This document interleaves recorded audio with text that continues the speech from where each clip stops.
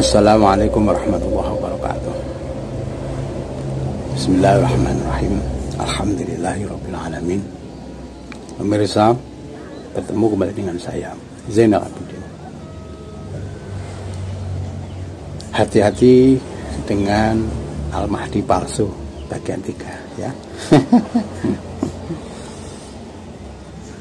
Saya akan membahas ini karena semua narator yang menarasikan Al-Mahdi kemunculannya di tahun 2021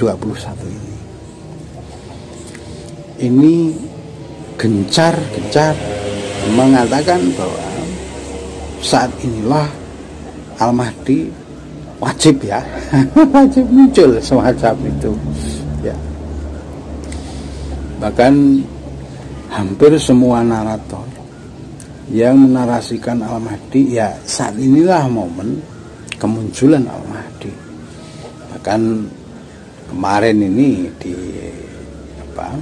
bulan 1 Muharram, 1 Surah kemarin itu dikatakan sebagai kemunculan Al-Mahdi macam itu ya.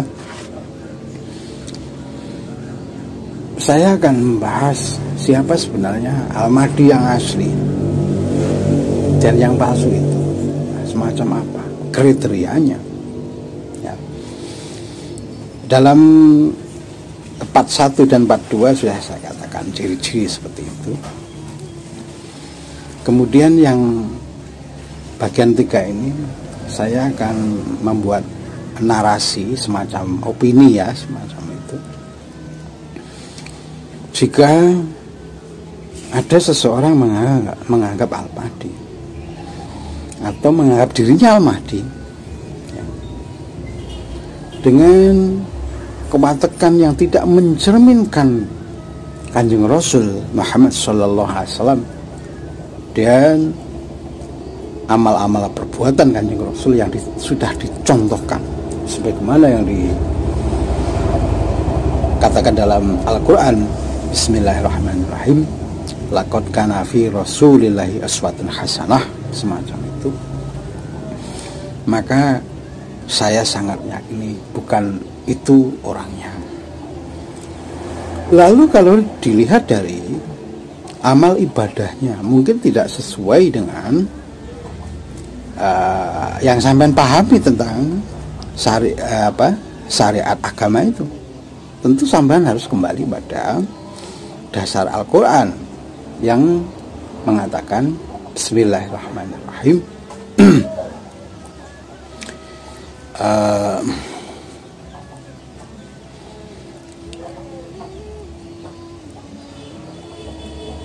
Ya, saya lupa. Ini saya lupa. Nanti kalau sudah ingat saya katakan tadi nanti ya. Bahwa dalam diri Al-Mahdi ini harus sesuai dengan petunjuk Al-Quran ya, katakan itu. Sekarang saya ingat Bismillahirrahmanirrahim. Innallaha la yanzuru fi suwarikum wa amalikum walakin yanzuru fi qulubikum. Artinya apa?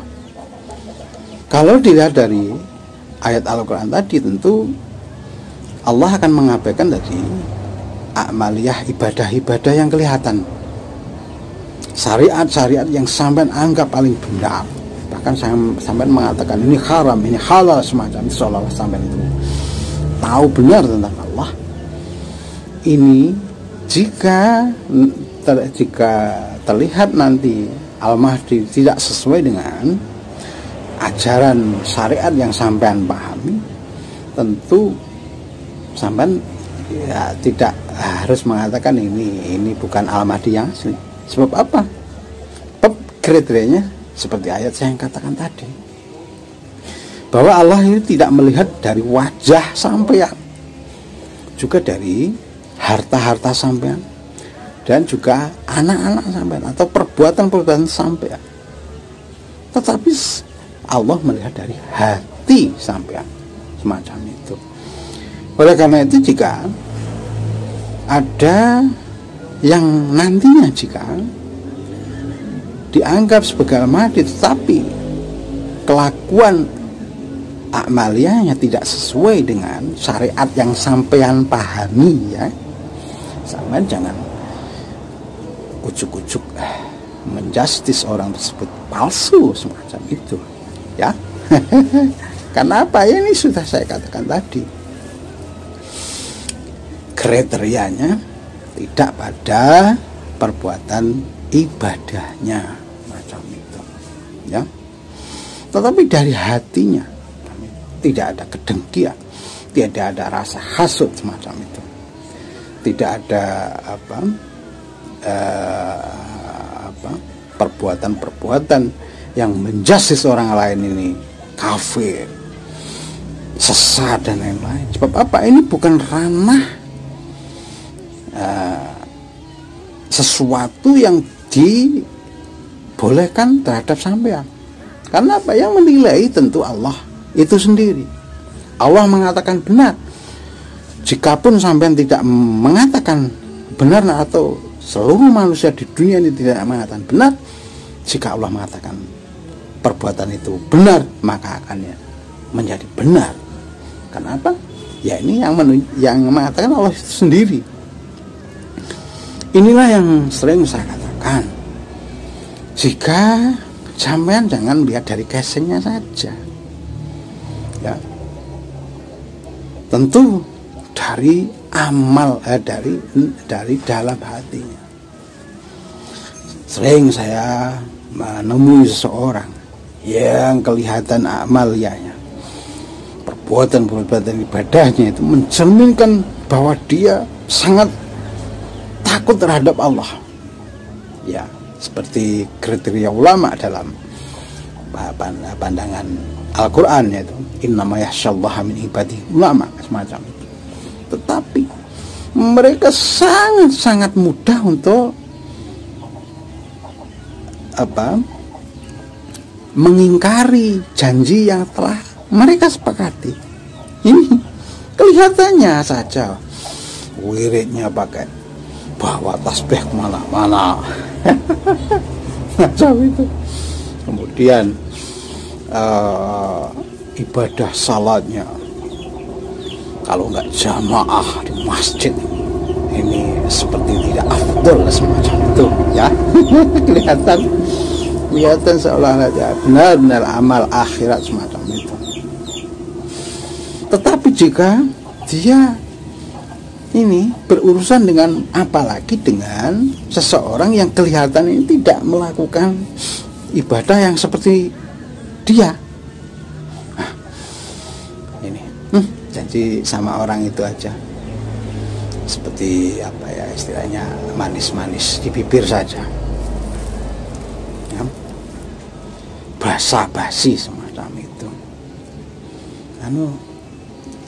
Saya semacam ini, gampang itu, besok saya antarkan misalkan, tapi ternyata besok dan selanjutnya ini tidak ada kunjung ditepati. Padahal ini jelas-jelas kalau dilihat dari hadis ini itu sudah termasuk dari ayat orang-orang munafik semacam itu, ya.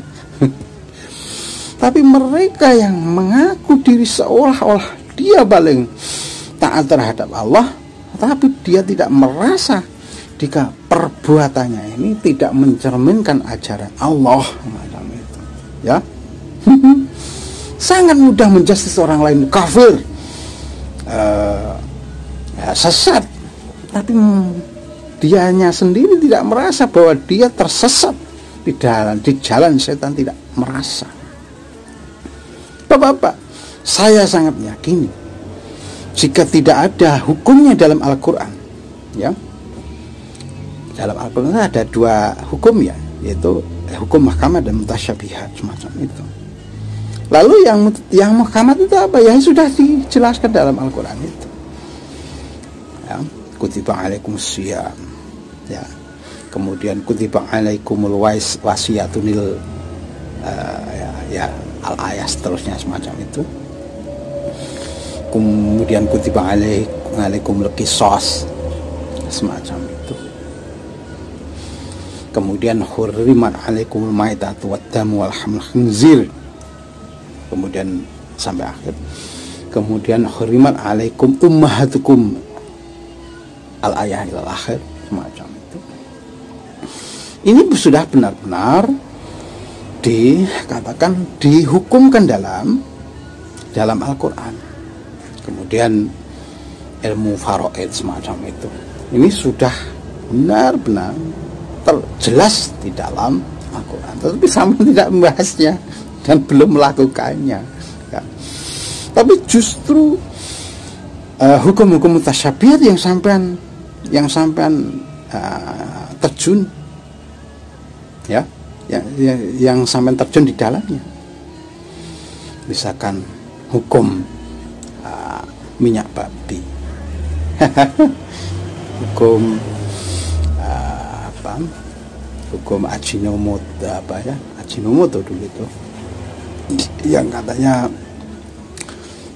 asalnya mengandung minyak babi semacam itu, yang jelas-jelas tidak ada dihukumkan dalam Al-Quran macam itu ya. Kemudian sampean menghukuminya, kalau menurut kepentingan sampean menguntungkan ya hukumnya haram. Tapi jika menguntungkan sampean, hukumnya halal. Melihat drama Korea haram, tapi jika orang lain yang naik sepeda muge haram, kalau dia yang naik menjadi halal. Semacam itu. Membuat patung yang bikin orang lain haram, kalau dirinya halal. Ini jelas tidak sesuai dengan ajaran Al-Quran tentunya semacam itu. Kalau dia mengklaim diri seolah-olah dia dianggap sebagai ulama, tentu tidak sesuai dengan kriteria ulama menurut Al-Quran tentunya semacam itu. Jadi hati-hati terhadap orang-orang yang seperti itu. Sebab apa? Sudah dikatakan dalam Al-Quran bahwa orang-orang yang di dalam hatinya ada penyakit ini akan lebih memilih hukum-hukum yang mutasyabihat tadi, sehingga dibuat remang-remang dan nanti ada kepentingan duniawi akan menjadi halal dan haram tentunya. Semacam itu. Jika menguntungkan halal, jika tidak menguntungkan haram, semacam itu ya. Inilah sebenarnya Allah, seperti yang saya sudah disebutkan dalam Al-Quran. Bismillahirrahmanirrahim. Wa minan nasi may yu'minu billahi wa bil yaumil akhir wa ma hum bimu'minin. Hati-hati dengan ayat yang mengatakan tersebut. Dan ingat juga, faman azlamu mimman iftara 'ala Allahil kadziba. Ya, semacam itu. Lalu ayat yang mengatakan qad khasirul ladzina kadzdzabu bi liqa'illahi ja'atuhum sa'atu baghtah, semacam itu. Ingat, hati-hati dengan, ya kalau menurut saya ya, Ahmadi tidak muncul secara terang-terangan ini kalau menurut saya. Tapi mudah-mudahan muncul seperti yang saya harapkan. Nyata, Pak Malaikat, superhero ya, dan bisa memakmurkan khususnya Indonesia dan dunia pada umumnya, macam itu ya. Mudah-mudahan muncul seperti yang saya harapkan ya. Tapi hati-hati dengan kriteria Al-Mahdi yang palsu macam itu ya. Demikian, assalamualaikum warahmatullahi wabarakatuh.